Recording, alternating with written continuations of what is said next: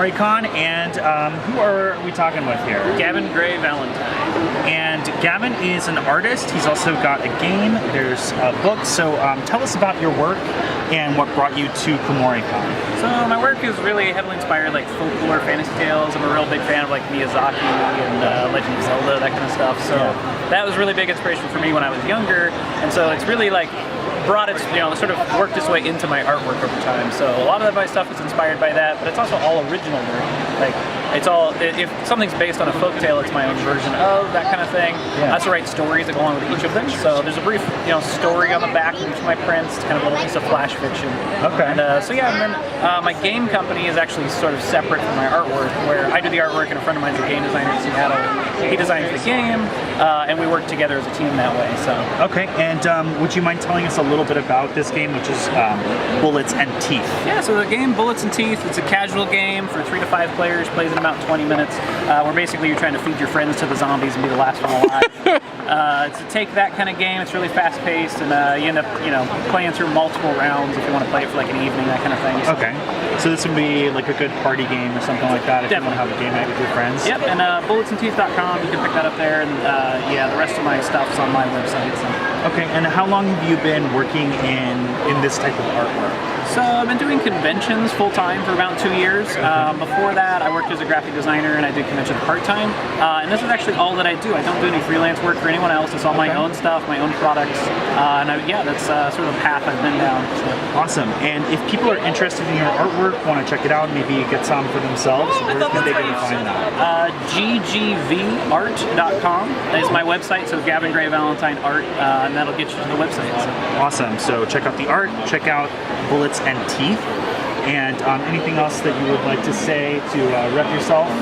I'm pretty proud. No, I think that's pretty much it. I'm actually part of a community of artists too. It's called One Fantastic Week. So if you guys are artists out there that are wanting to get into conventions, that kind of thing, that's also a really good resource.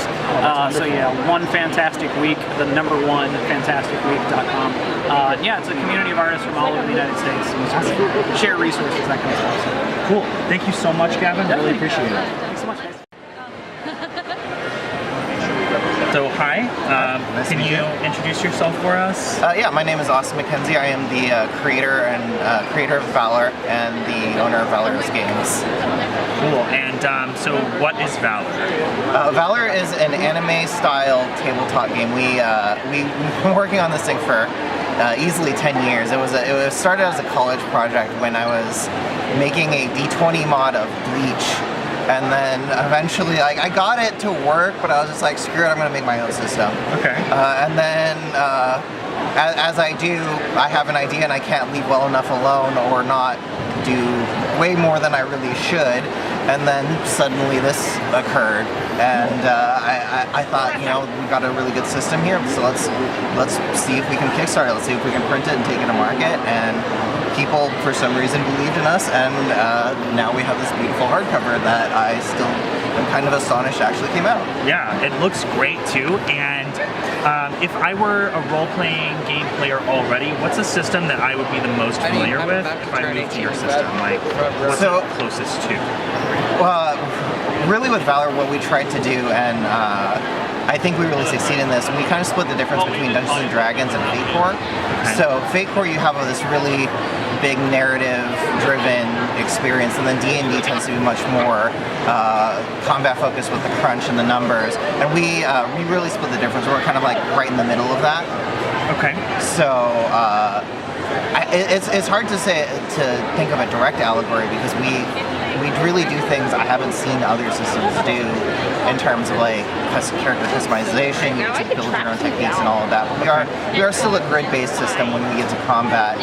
But we do also incorporate narrative elements with the Valor stat, which you can scream about your character or scream attack names, and then you get benefits for that in combat or in non-combat scenes. So yeah, you act like an anime character, get rewarded for being an anime character. Cool. Yeah. That's perfect for anime fans. It sounds like it's a good inroad, but it's still going to be like a unique experience. Yeah, and that's really our intent. We strive for simplicity of play, complexity of character creation. So you can make really whatever you want, but while you may spend a lot of time on that, when you're actually in the game itself, you can go really quick. Okay. And if people are interested in checking out the system or buying the book, where can they find that? All right, so you can find us on our website at valorousgames.com. It is VALOROUSGAMES.com. We've got some sample adventures up there. We've got the character sheet which you can download, and it's a nice PDF that you can actually fill out, and it'll put your stats in, and it'll shrink text to match. So that's really neat. And we'll constantly be posting more content, on the website. Link to the store. You can also find us on DriveThruRPG. And yeah, really, anywhere you want to go to get it, well, we're always happy to bring it to you. Okay.